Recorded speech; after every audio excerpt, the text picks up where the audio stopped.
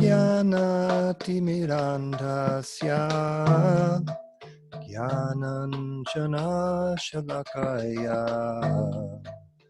Chaksurunmilitam Yena Tasmai Shri Gurave Namaha Nama Om Vishnu Padaya Krishna Prestaya Bhutale Srimate Bhakti Vedanta Swami Niti Namane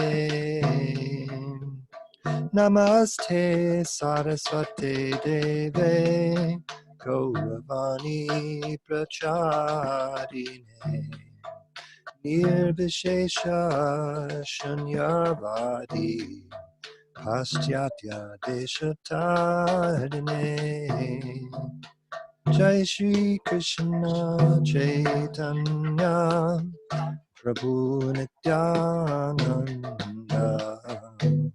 Shri Advaita Gadadhar Shivasadi Gaur Bhakta Vrinda Jai Shri Krishna Chaitanya Prabhu Nityananda Shri Advaita Gadadhar Shivasadi Gaur Bhakta Vrinda Where are you off to? Hare Krishna Hare Krishna Krishna Krishna Hare Hare Hare Rama Hare Rama Rama Rama Hare Hare Hare Krishna Krishna Krishna Hare Hare Hare Rama Hare Rama Rama Rama Hare Hare Hare Krishna Krishna Krishna Hare Hare Hare Rama Rama Rama Hare Hare Hare Krishna Krishna Krishna Hare Hare Hare Rama Rama Rama Hare Hare Hare Krishna Krishna Krishna Hare Hare Hare Rama Rama Rama Hare Hare Hare Krishna Krishna Krishna Hare Hare Hare Rama Rama Rama Hare Hare Hare Krishna Krishna Krishna Hare Hare Hare Rama Rama Rama Hare Hare Jai Om Vishnupad Purnaman Supari Prajakacharya Ashto Turasata Shri Shrimad A.C. Bhakti Vedanta Swami Maharaj Prabhupada Ki Jai Ananta Koti Vaishnavrinda Ki Jai Nam Acharya Shri Haridas Thakur Ki Jai Prem Sakaho Shri Krishna Chaitanya Prabhu Nityananda Shri Advaita Gadadhar Shivasadi Gaur Bhaktavrinda Ki Jai Sri Sri Radha Krishna Gopinath Sham Kund Radha Kunigiri Govardhan Ki Jai Vrindavan Dham Ki Jai Navadip Dham Ki Jai Jagannath Puri Ki Jai Ganga Mai Ki Jai Jamana Mai Ki Jai Tulsi Devi Ki Jai Bhakti Devi Ki Jai Samaveta Bhakta Vrinda Ki Jai. All glories to the assembled devotees. All glories to the assembled devotees. All glories to the assembled devotees. Gaur Premanande, Hari Hari Gaur. Welcome to all. Thank you all for coming. Om Jnanatimirantasya Gyananjana Shalakaya Chakshur Militam Jena Tasmai Shri Gurave Namah Shri Chaitanya Manobhistam Stapitam Jena Bhutale Swayam Rupa Kada Mahyam Datati Shapatantikam Vandehang Shri Guru Shri Jatapata Kamalam Shri Gurun Vaishnavamscha Shri Rupam Sagrajatam Shahagana Raghunathan Vitam Stam Sajivam Sadvaitam Savadutam Parijana Sahitam Krishna Chaitanya Devam Shri Radha Krishna Padan Shahagana Lalita Shri Vishakhan Vitamscha He Krishna Karuna Sindho Deenabandho Jagatpate Gopesha Gopika Kanta Radha Kanta Namostute Tapta Kamshana Gaurangi Radhe Vrindavaneshwari Rishabhanu Sute Devi Pranamami Holi Priye Vancha Kolpatarubhyascha Kripa Sindho Pyevacha Titanam Pavanebhyo Vaishnavebhyo Namam Shri Krishna Chaitanya Prabhu Nityananda Shri Advaita Gadadhar Shri Vasadi Gaur Bhaktivinoda Hare Krishna Krishna Krishna Hare Hare Hare Rama Rama Rama Hare Hare.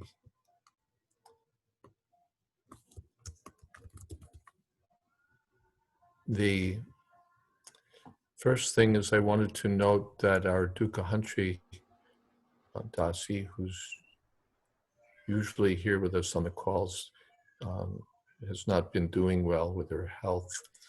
She was in hospital with like severe arthritis that was like cost her the use of the leg or something along those lines, quite serious enough. And I don't know if she's been released to rehab yet or not. That was the plan. So Kamalini is in touch with her and looking after her, but I thought I'd bring it to your attention. Your prayers and good wishes will be of value. Now, I thought we might change our subject tonight on account of low attendance, but our attendance is pretty much as usual. So from that point of view, I guess we can soldier forward, yeah? Do we have agreement on that? Okay, everybody's Agreed. Nodding their heads and presumed agreement. We've been talking about the 4 rules, Prabhupada's perennial question when giving initiation. What are the 4 rules? And these are, or what are the 4 rules that you agree to follow? That was another way that he would put it. So we all know that, although typically to some amusement, devotees who know the 4 rules very well would become tongue-tied at the time of initiation. But the 4 rules are no gambling, no meat eating, no intoxication, and no illicit sex. So we've covered the first 3, and we're in the midst of discussing Rule 4, no illicit sex. There was a quote I was looking for last time we met, and I found it. This is from Prabhupada Lilamrita, 1966. To speak ill of sexual pleasure was certainly not a strategic move for one who wanted to create followers among the Lower East Side hippies. But Prabhupada never considered changing his message. In fact, when Umapati had mentioned that Americans didn't like to hear that sex was only for conceiving children, Prabhupada had replied, "I cannot change the philosophy to please the Americans." So that was Prabhupada's statement in that regard. Now there's another one from 1966, which is quite famous. Let me find, here it is. Quite a famous incident, but nicely written up by Hayagriva Prabhu concerning one Mr. Goldsmith. Mr. Goldsmith was an American Jewish lawyer who helped Srila Prabhupada incorporate ISKCON. And here's an exchange. "And what about sex?" asks Stephen Goldsmith during the post-Kirtan question period. After the exchange over the war issue, you can imagine what that was, that Prabhupada was pro-war during the Vietnam era, or at least not anti-war. After the exchange over the war issue, Mr. Goldsmith has not been so friendly with Swamiji. His even mentioning sex surprises us. "Sex only with wife," Swamiji says, and even that is restricted. Sex is meant for the propagation of Krishna-conscious children.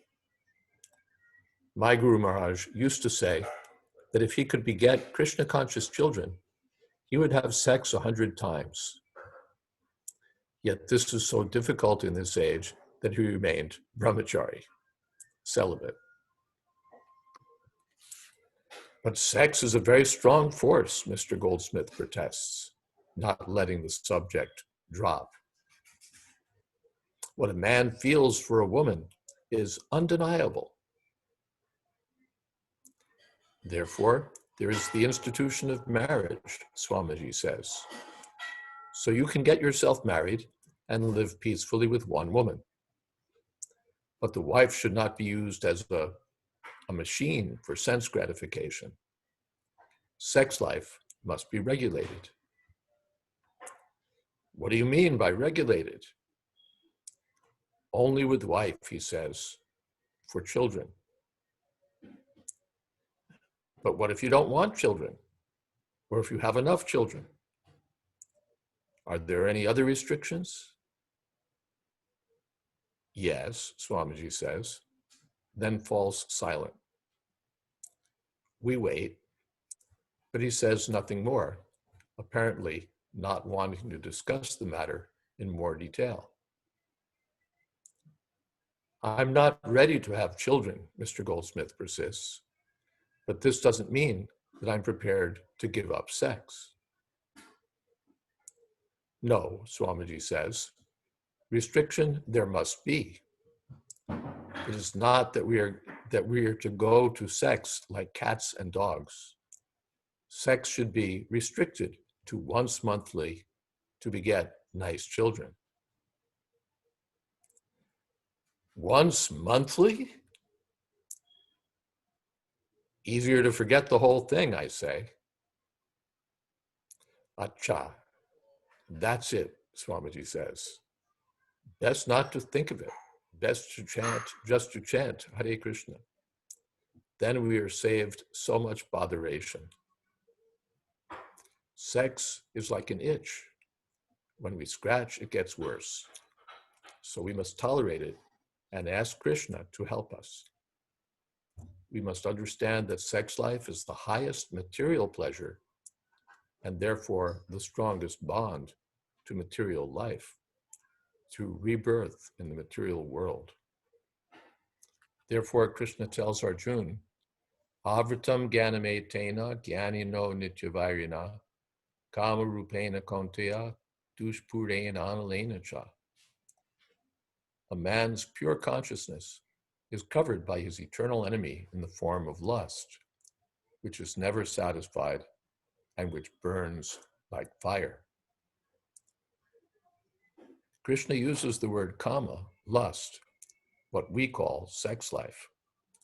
That is all that keeps us from Krishna consciousness. Stephen Goldsmith shakes his head, and Swamiji looks at him, smiling, as if to say, is there still a problem? It's just that, well, it's been proved dangerous to repress the sex drive. There's a theory that we have wars because people are eating meat, Swamiji interjects. We will have wars as long as people eat meat. And if a man eats meat, he will be sure to have illicit sex also. Blam, blam, hit with double-barreled blasts, Mr. Goldsmith quietly puts on his hat and walks out the door. So that's our account from Hayagriva Prabhu of Srila Prabhupada in 1966, quite straightforwardly stating what these rules are. Any questions so far or comments? Blam, blam. Maharaj, I was just thinking how, actually I've been thinking this for quite a while, that the sort of reaction that Prabhupada got in that particular exchange is the sort of reaction you'd expect from a crowd of people who are already addicted to illicit sex. It's like when you have a 12-step meeting in Alcoholics Anonymous, it's understood that everybody there is trying to become free from the addiction. So there's sympathy among your hearers as long as people are trying to come to a certain standard. But that sort of reaction, that it's comical that Hayagriva Prabhu gives. Better to forget the whole thing. He's shocked at the idea of once a month. But for someone who's yes. yeah, it is better. But but for someone who's raised from the beginning with understanding of the benefits of spiritual life, the detriments of breaking these principles, it seems like they wouldn't ask a question like only once a month. They would understand that everything has a purpose, and they wouldn't behave like addicts, which we're a nation of addicts. And I've thought of this many times, that all of these principles that we promise to follow are principles that are the most highly addictive, and they ruin your mind. Yes, they do. I was thinking about that same thing over the last couple of days in regard to our seminar, that because it's written somewhere that, if you're following the less strict principle, it's not straight out written that way, but if you're following the less strict principle, you can still advance just as much in Krishna consciousness. But that doesn't seem to be the case, that one can, what should we say, live a life of unrestricted indulgence in sex and at the same time make advancement in yoga. This is interestingly, here's the follow-up that Hayagriva writes. After the meeting, the sexual regulations are much discussed. He can't expect us to give up sex, someone says. He'll chase everyone away with that philosophy. He didn't say we have to give it up, Roy says. That's later Hare Rama. Once a month, same thing. You mean I have to have a kid every time I want sex? One girl complains. Forget it. I thought Krishna was the god of love, someone says. Where does he say not to have sex? What Swamiji said was very basic, Wali says. That's later Umapati. All gurus discourage sex, don't they? It's like telling a kid not to wet his pants. Admitted, we're not even in spiritual kindergarten.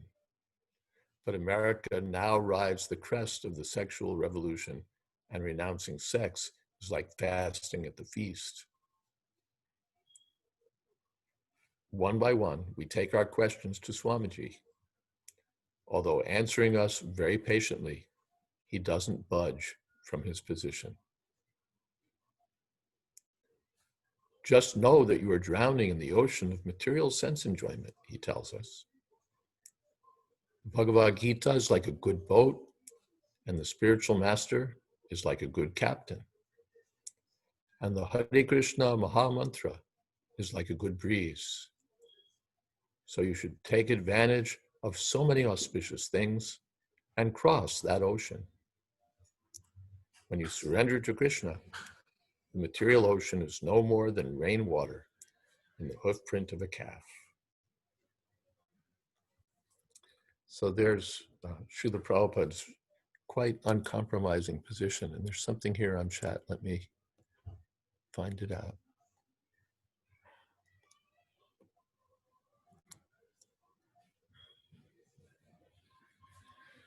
Because I'm using a different client, my type is very small here. Is it possible that a soul is rebellious to the Supreme Lord, but not shackled by the principle of Pumsa Striya Maitini Bhava?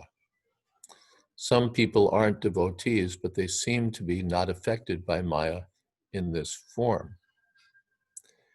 Yeah, there are other ways to be bound by the material energy. One might be captivated by something else. Of course, these days, or even other days, if it's not Pumsa Striya, sometimes it's Pumsa Pumsa or Striya Striya. That's another way of being bewildered by the material energy.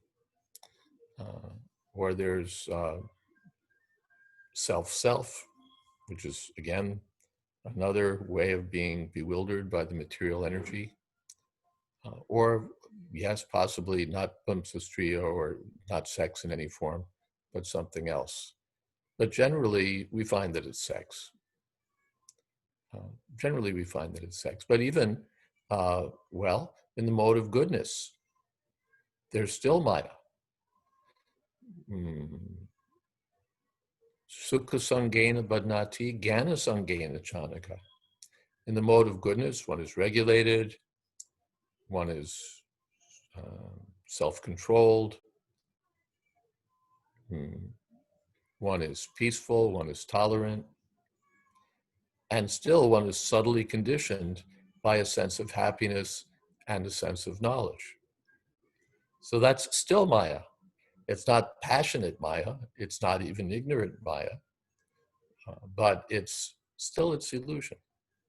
So yes, possibly, but the usual thing, the usual expectation is where there's Maya, there's sex, and vice versa. Is that okay, Venkatesh?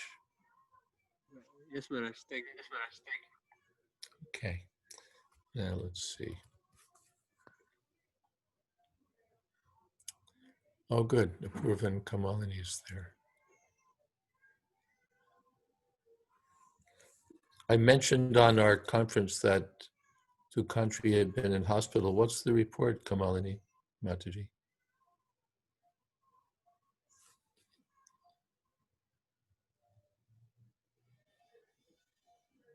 Hello, hello. Hare Krishna. Hare Krishna, Apurva Prabhu. Yes, How's our Dukahantri doing? actually, she's doing in a lot better shape than she was at home, and she's holding fast. She has some major problems going on. One of which is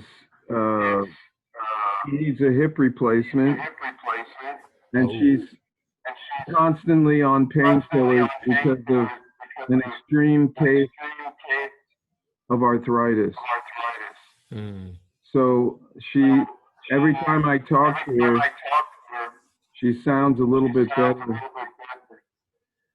And she's on the road to recovery.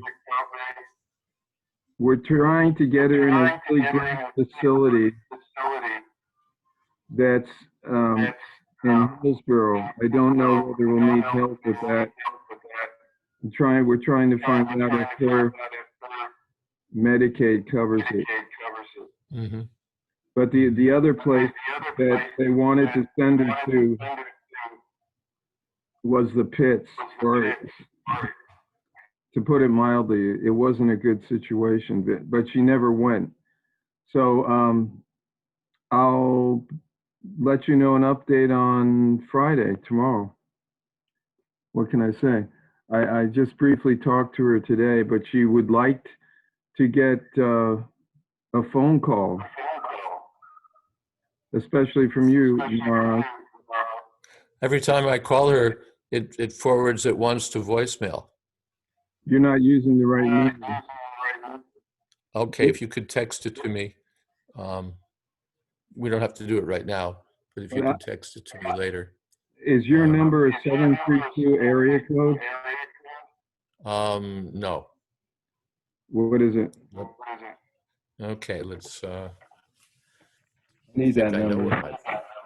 You think I know what my number is, right? Yeah, you do know. I do know, huh? No, I don't. Just kidding. But her prayers are very much accepted. Excuse me? I can 718. Yeah. Oh, of course. Let me text this to you. We don't really need to broadcast it on.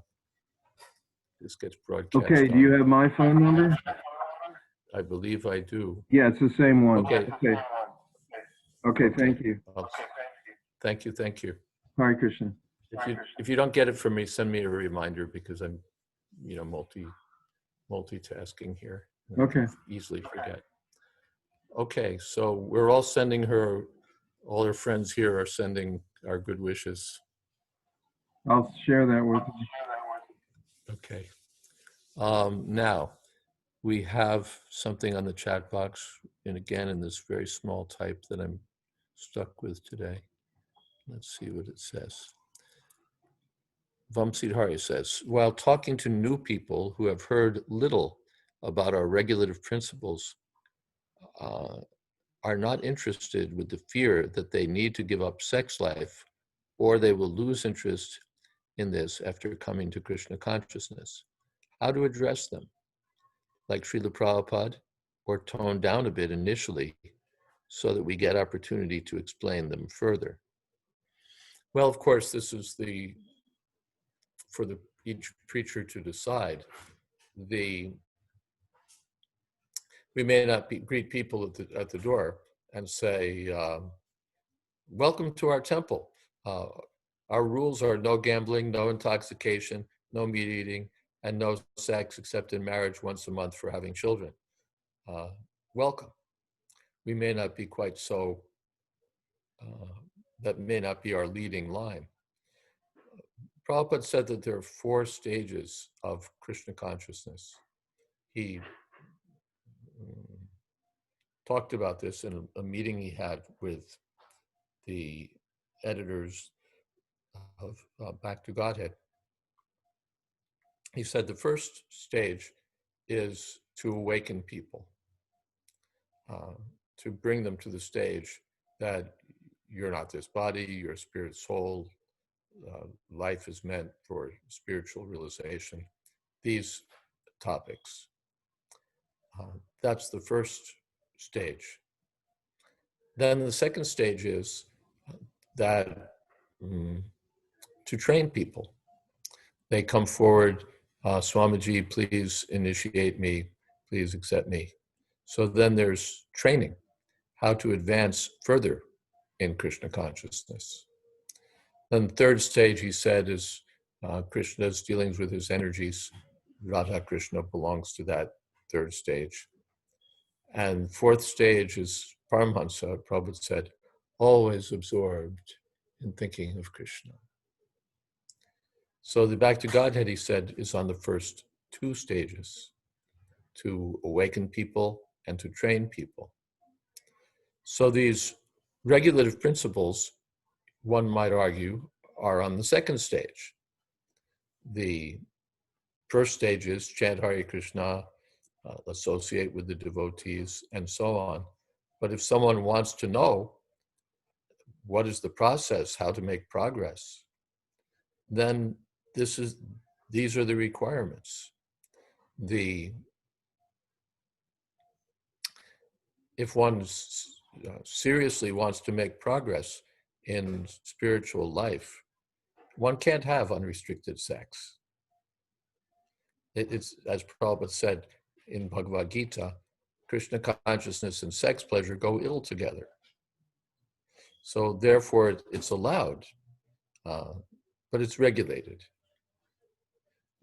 Prabhupada told me one time, he said, we don't say no sense gratification. I complained or said to him, it wasn't a complaint, I said to him, it's very hard to convince the college students to give up sense gratification. And Prabhupada said, we don't say give up, but regulate. Regulate. So this is the regulation. And it's very radical in today's world. But this is our teaching. What can I say? These are our principles.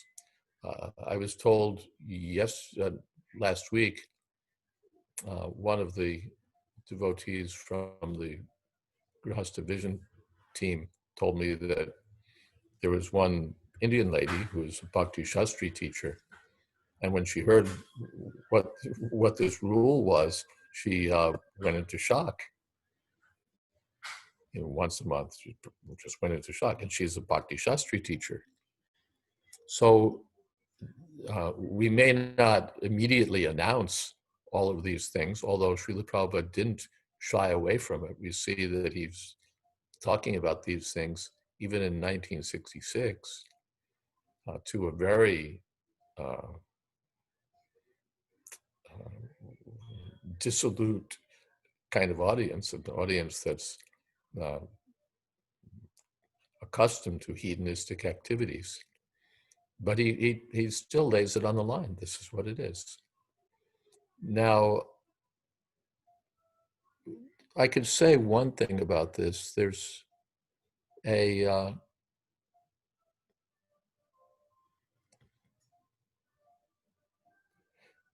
Tulsi Priya says, how does a Bhakti Shastri teacher not know about the once a month rule? Yeah, exactly. There's a book by Rodney, there's a scholar named Rodney Stark, who's sort of the grand old man of American sociology of religion, or one of the grand old men. And he wrote a book in which, among other things, he put forward that when the rules are high, when the standards are high, when the demands are high, then people value the product more.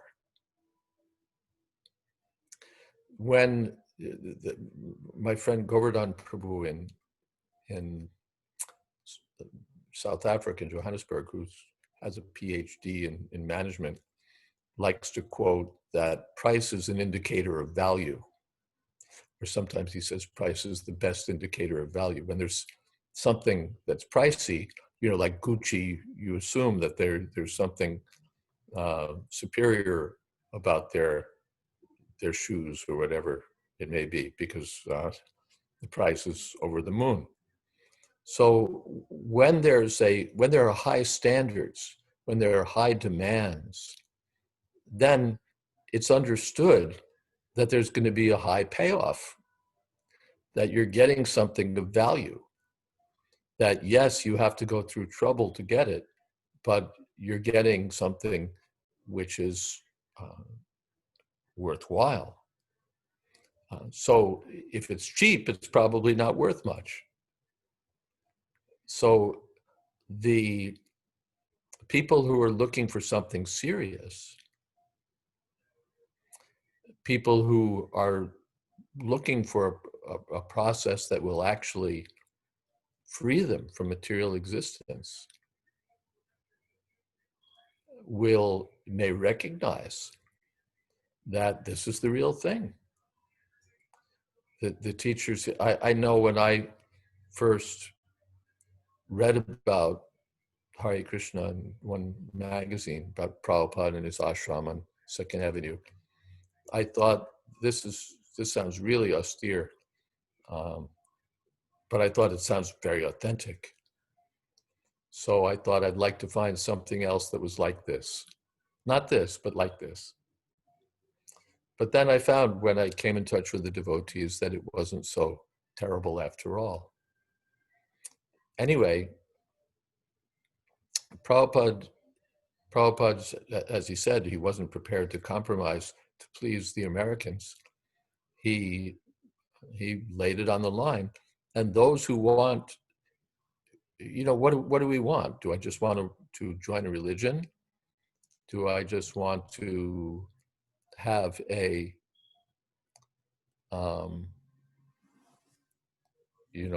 blissful time? Or do I seriously want to get free from material existence?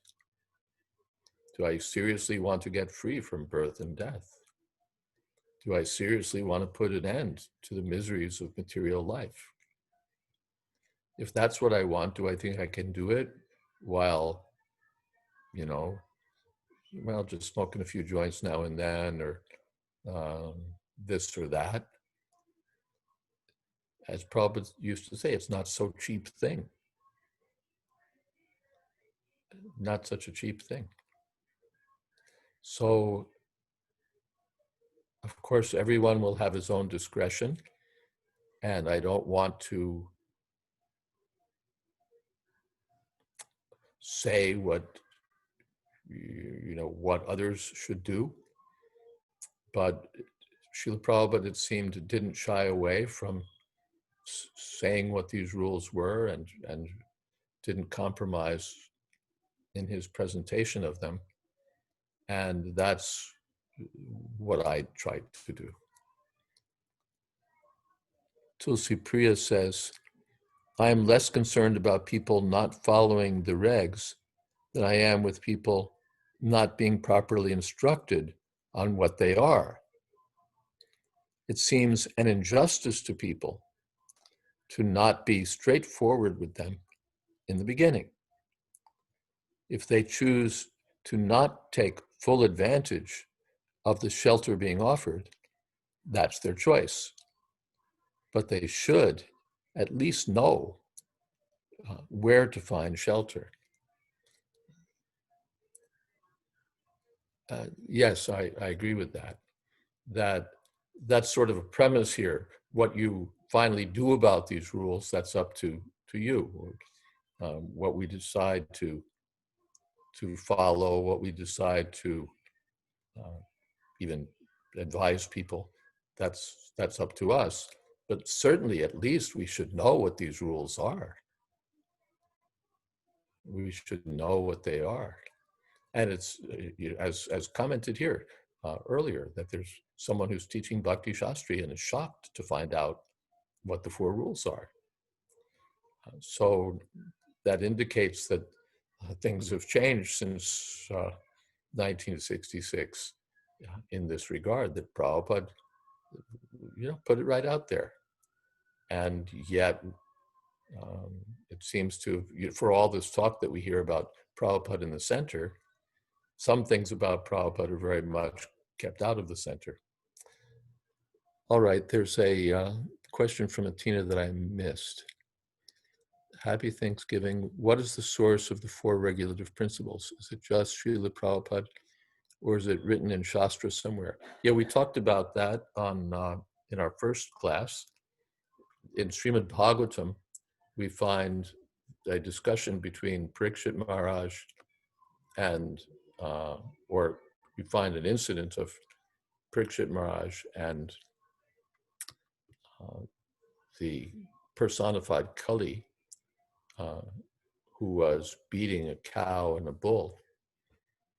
And there, Sutta Goswami says, after relating this incident, Abhyartitas tada tasmai sthanani kaliye dadao, dyutam panam striya shuna, yatra dharmas chaturvidha.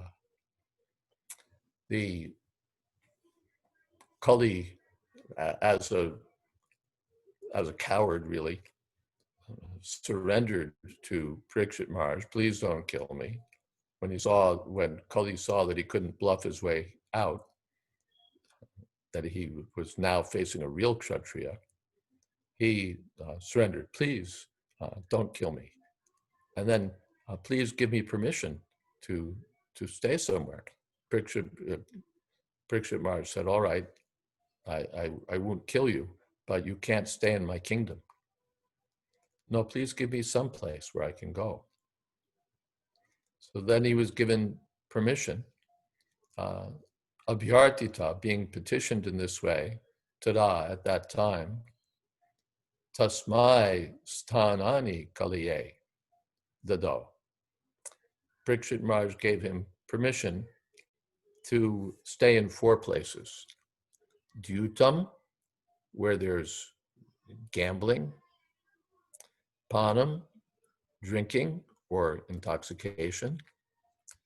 Striya, illicit association with women. And suna, animal slaughter. Yatra adharma chaturvidha. These are the 4 places of adharma, sinful activities. So there's your reference. And then there's also a follow-up verse. Do I have it here?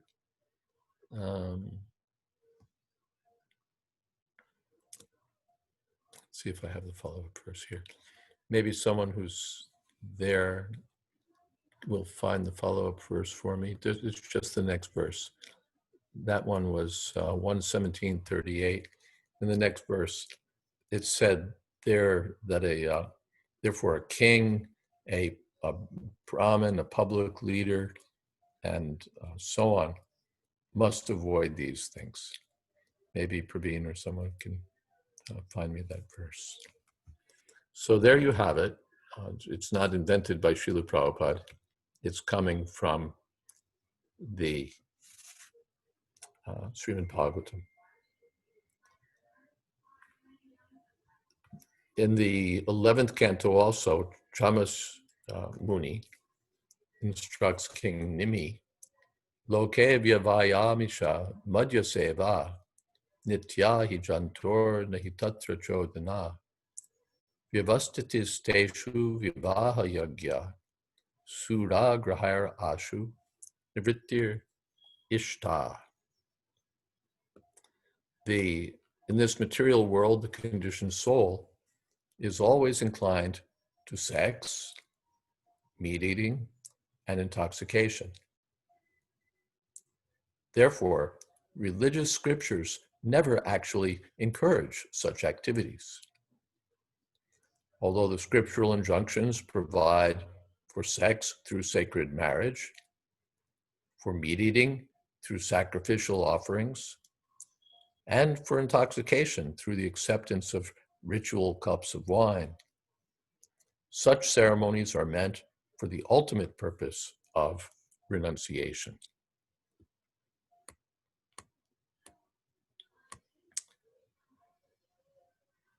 Yeah, so there are 2 references for you about these 4 regular principles, which are not invented by Srila Prabhupada. Okay, and I gave you the verse number, right? Okay, and Panchatattva has Ataitani naseveta bubhushu purusha kvachit visheshato dharma shilo raja loka patir guru. Therefore, whoever desires progressive well-being, especially kings, religionists, dharmashila, public leaders, Brahmins, and sannyasis, should never come in contact with the 4 above mentioned religious principles. Yes. Bubushu, those who desire well-being.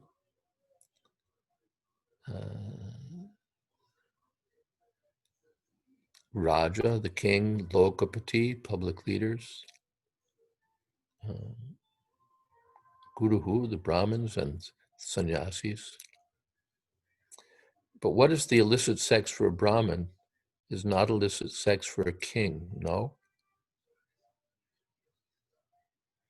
Yeah, there are rules that are different for the Brahmins and the kings. Like we hear that the Kshatriyas, if they're approached by some woman, they have to satisfy her petition. We don't see that for the Brahmins. So maybe there's some difference. But this basic principle that sex is meant for procreation, not just for sense gratification, is the principle. This is what Prabhupada is saying. What is that? Life is not meant for sense gratification. Kamasya nendriya pritir. Labho jiveta yavata. Jivasya tattva jigyasa. Life is meant for inquiry about the absolute truth. If we go for illicit sex or unrestricted sex, how are we going to keep our focus on this? Our focus is how to get free from material existence, how to inquire about the absolute truth, how to get free, how to develop love for Krishna. How can we do that and at the same time be chained to this unrestricted sex life? Apurva Prabhu, you had a hand up there. Thank you, Maharaj. Appreciate where you're coming from. Can we get rid of the echo? Okay. I'm just going to go ahead and say something that I mentioned at the mantra retreat, which may have some bearing on this. Both my wife and I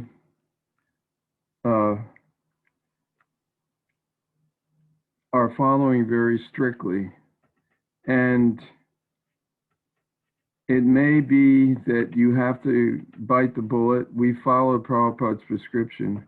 We had sex life 6 times, and we chanted our 50 rounds, and that was it. And this is the process that Prabhupada gave us. And if we want the results, I remember we had one devotee who was a senior devotee from England. He was staying with us for a while, and he was mentioning that sometimes maybe you should, just for the sake, if one of the partners is so whatever you might say, then you should give in or compromise your situation. And I mentioned this to Arinda Shrup, and he said, this is like putting your spiritual life on frozen, because first of all, we're here as initiated disciples to please the spiritual master and follow his instructions. And these are very clear instructions. It's not really so difficult. If you follow the program of Krishna consciousness, you get a higher taste. It's not impossible. And I really appreciate Maharaj's Jayadurta Swami's stand on this. Thank you. Your stand is more valuable because you're actually in the position to represent, in fact, what I'm just talking about in theory. You know, I have it easy. I don't have a wife to think about, but you have a very highly qualified wife, and both of you are following strictly these regulative principles. So you have more, adhikar to say these things than I do. So thank you very much. And this is, as you say, this is what Prabhupada taught, and it's not impossible. we have our living proof that if one is serious, one can follow these principles. One can follow. Otherwise, as Sripindra Swarup Prabhu said, we put our spiritual life on freeze, right? That's what he said. Yeah, freeze dry. And I just wanted to say one.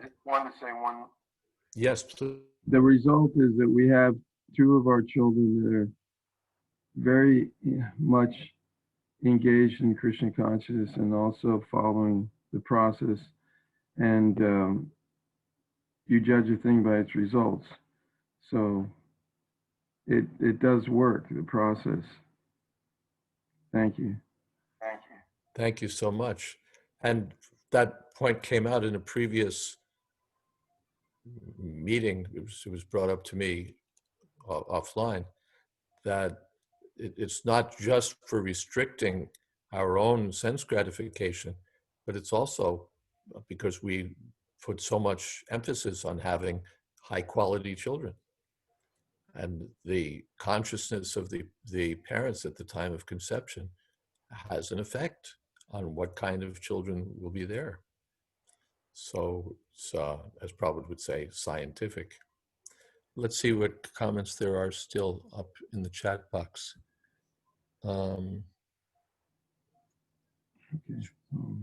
Panchatattva says, Srila Prabhupada's purport for this verse is emphatic about the importance of following these principles and says they're all unqualified if not doing so. Yeah, the public leader, the king, the Brahmin, the sannyasi. Kendra says, Vamshid Hari Prabhu asks, general rule I heard in initial days is this rule means no sex outside of marriage, which most of the sensible people follow. Yeah, that's the first thing we say. No illicit sex means outside of marriage. And very often, Prabhupada just leaves it at that. He says that much. But then he does go further. I mean, he tells Mr. Goldsmith, and he tells everyone who he responds to, that this also means no sex except for procreation. Yes, the beginning is no sex outside of marriage. And then you want to know more? Okay, training means we tell you something, we tell you something more, we tell you something more. But we don't hold back. We may give it to you in bite-sized installments. That may be sometimes, but these are the rules. Otherwise, people start to think, or they're left to think that, all right, as long as I'm married, I can have sex as much as I want with contraceptives and still be practicing bhakti yoga and make lots of advancement in spiritual life. And we're doing them an injustice by allowing them to float along in that misconception. Now, let's see what's here. Atina, in Tulsipriya's question, where is it laid out the definition of what gambling means, what illicit sex means, etc.? Because illicit sex could mean just outside of marriage. How does one know it also means outside of begetting children, etc., etc.? Thank you. We quoted that also. Let's see if I can find it for you right away. I'll be happy. Let's see. Trouble is that in Microsoft Word, you don't always get it as quickly. But let's see.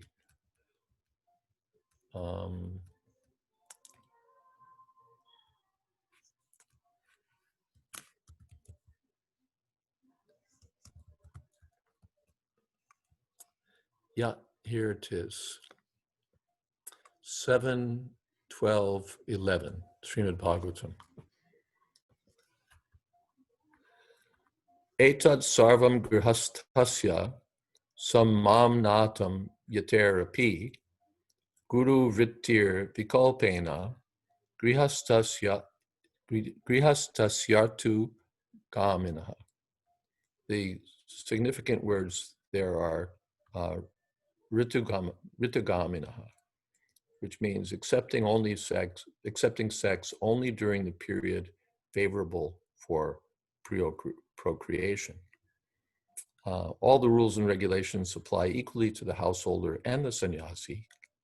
The grahasta, however, is given permission by the spiritual master to indulge in sex during the period favorable for procreation. I also, I could probably find it. Just wrote in an email to someone in Manu, the same thing is there about basically Ritugamina. I don't think I can find it fast enough to not do an injustice to you. But I think you can take it from there that, yes, these things are defined in Shastra. It's not that Prabhupada's making them up or just sort of taking it from his family tradition or something. Panchatattva says, Apurva Prabhu and Mother Kamalini ki jai. And Tulsi Priya, thank you for revealing your mind, Apurva Prabhu, jai. Atina, jai, Hare Krishna. Gurudas. Dandavats Maharaj, happy Thanksgiving. This is my first chance to come to this seminar. Has this question been asked? Why is there concession in the age of Kali for sex life? In other words, why is Kali allowed to flourish in places where sex life is prominent? Why does the Supreme Lord make concession like this? Well, first of all, it's not that Kali is allowed to be where there's sex life, but where there's illicit sex life. Dharmaviruddha bhuteshu kamosmi. In the Bhagavad Gita, Krishna says, sex life, which is not contrary to religious principles, represents me. Or to paraphrase it, sex life for having children, good children, that represents me. So it's not that Kali is present wherever there's sex. Sex is accepted within religious principles. But where the religious principles are transgressed, then Kali can enter. Even meat eating, Prabhupada sometimes had some argument maybe with Dr. Patel that meat eating also is permitted according to Vedic Shastra. But you have to do it according to the rules and regulations. You have to worship Kali once in a month and whisper in the ear of the goat that now I'm killing you, you can come back and kill me. Then you can eat your goat. So there's some concession because there's always some class of people who insist on these things or who won't give them up. So then, all right, within regulation. And regulation means also it can become useful. That sex is not useless. Sex has its appropriate value for having good children. But for enjoyment, first of all, it causes trouble. Rajasastu palam dukkam, the result of happiness in the mode of passion, is misery.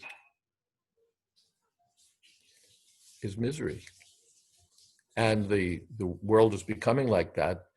People don't even want to get married because they're afraid, because half the marriages become disaster cases and result in divorce.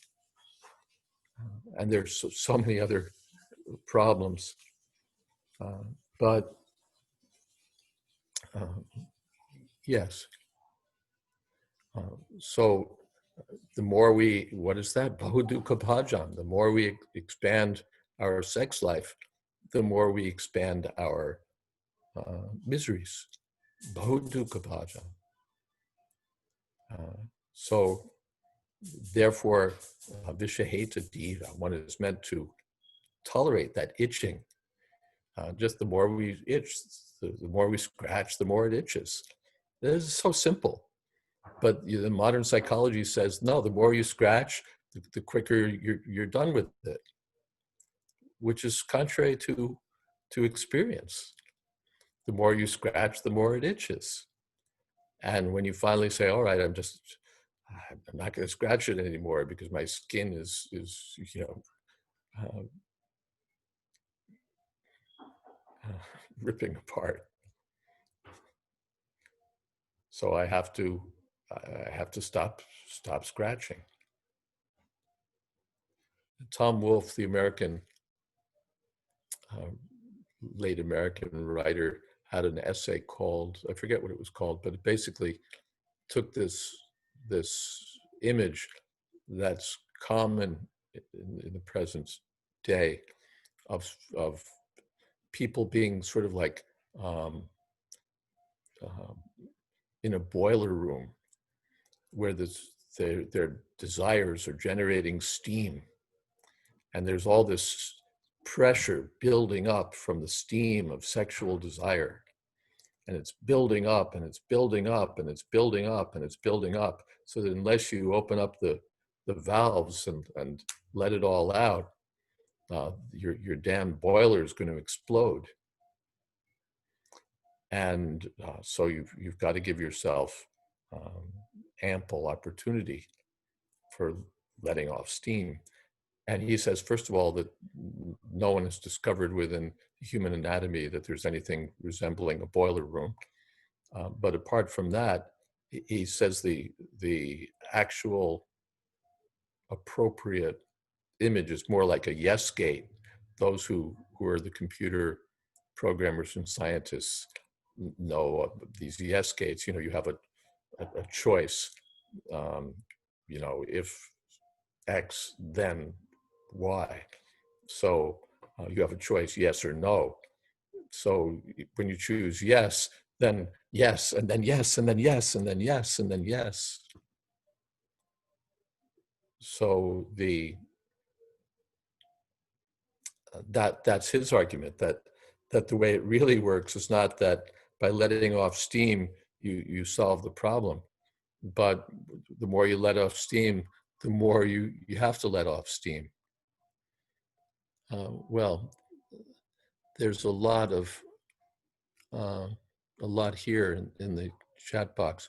I'm allowing ourselves to go a little bit over today because there's no program on the Tuaco channel this evening, and the comments are coming thick and fast. So let me see where we are here. Oh, coming up on 8 p.m. Yeah.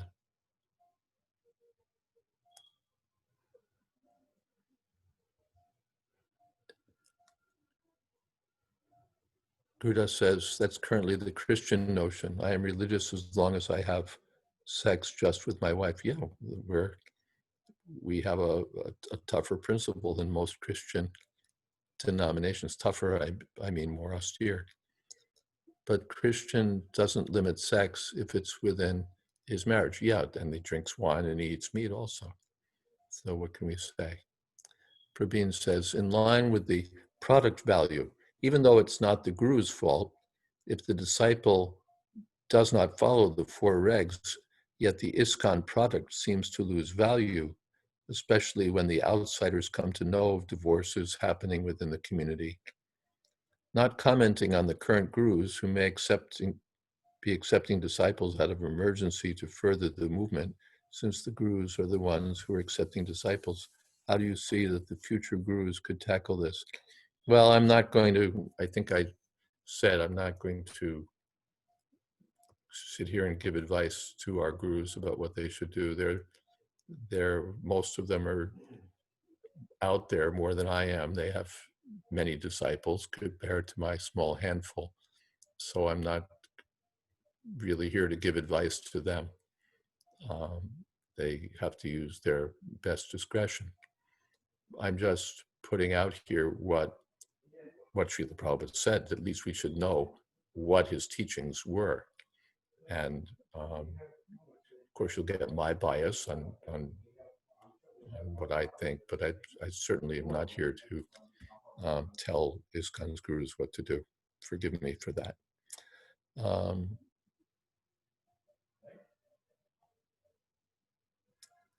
Okay. Guru Das basically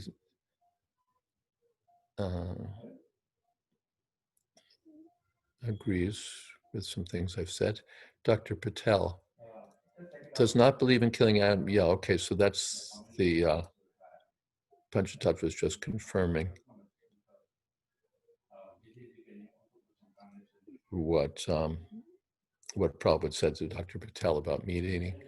And Tulsi Priya says the Tom Wolfe's essay is called The Boiler Room and the Computer. And it's in Mauve Gloves and Madman, Clutter and Vine, and other stories, sketches, and essays. The information's on your chat box. Now, I didn't recommend that you read this non-devotional essay, even if it's well written and it's kind of a blast to read. But,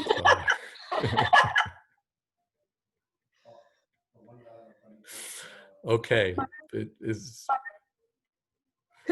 should we end here and take this up again next Thursday? Yes, Tulsi Priya. I have a comment, but can we let it go? End tonight. Let's hear it. Okay. Did you say that or did Maharaj? My comment is that I won't go into the whole story, but I had an experience very early on in my Krishna consciousness when I had to deal with this question of illicit sex, because I was at some seminar and somebody was kind of understating the importance of following this absolutely strictly. And I had learned right from the very beginning, unlike the Bhakti Shastri teacher, that, what the illicit sex rule was. And what it came down to for me when I was sort of butting heads with this person who was saying something different in a class is that I think even if you told a couple, yes, you can have sex every day if you like, as long as you're prepared to have children whenever whenever they come, that's the real issue. It's not so much only once a month, it's that you have to be prepared to accept a child. And most people don't want to do that. So if you relax the rule and you're not prepared to accept a child, then you have to resort to contraceptives. And then you have the whole snowball effect of becoming completely, enmeshed in the situation. And I think in the Grihastha Vision Team articles, they were sort of alluding to that, but not very directly. They were saying, you have to be prepared to accept children, even if you're not following that very high standard. And I don't know how honest people are about that. It's like, people love their children, but it's a huge burden to have 5 or 6 kids, if you're having sex whenever the mood strikes.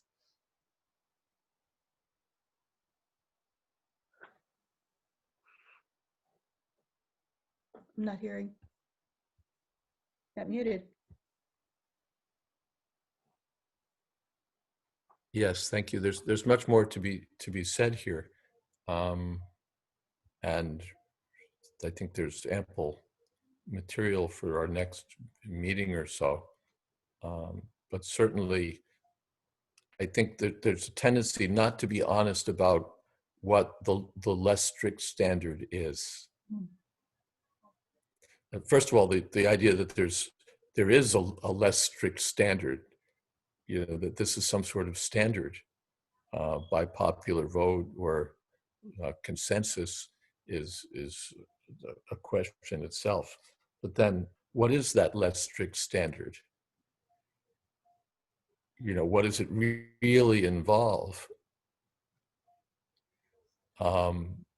That is not something that I've seen very straightforwardly acknowledged for the most part. It's that, we don't follow the strict 4 rules, but we follow, the lesser standard. And the lesser standard is basically sex on demand with contraceptives. That's really what 3.5 rules comes down to, as far as I can understand. Because we hear that these, it was in one of the essays on the website there, that the strict standard is followed by some, it is possible, and it's followed by some rare advanced devotees. And the rest of us follow, the lesser standard. Well, if that's going on, we would expect to see a lot of really large families, which we don't. So there must be some intervening apparatus which is employed here to prevent that result. We'll talk about these things more and what Prabhupada has to say about it.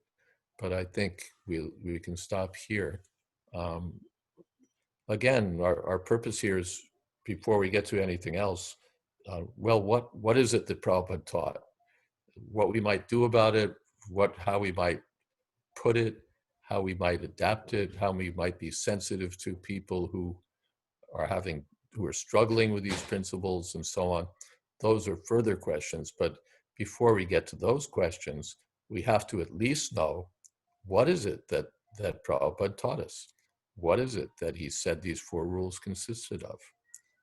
And as the questions have been raised, where did he get these ideas? And are they really principles, or are they some sort of cultural, one of those cultural oddities from his Bengali upbringing, or is this really the Vedic message? These things we have to deal with first. What is it that Prabhupada was teaching, and how serious was he about it? Then we come to any other questions that we might have. But first of all, let us understand what it is that Srila Prabhupada was teaching. With that, we wish you a good evening, and thank you very much all for your valuable association. Thank you so much, Maharaj. All glories to Srila Prabhupada. Hare Jai Krishna. Maharaj. Jai Thank Maharaj. you. Jai. Haribol Maharaj. Haribol.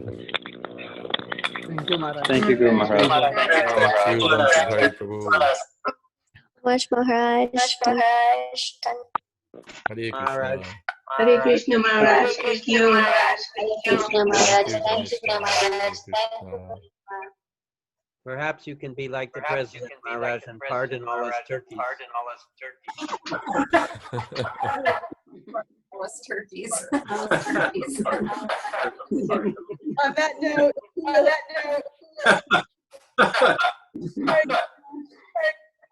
glories to the assembled devotees.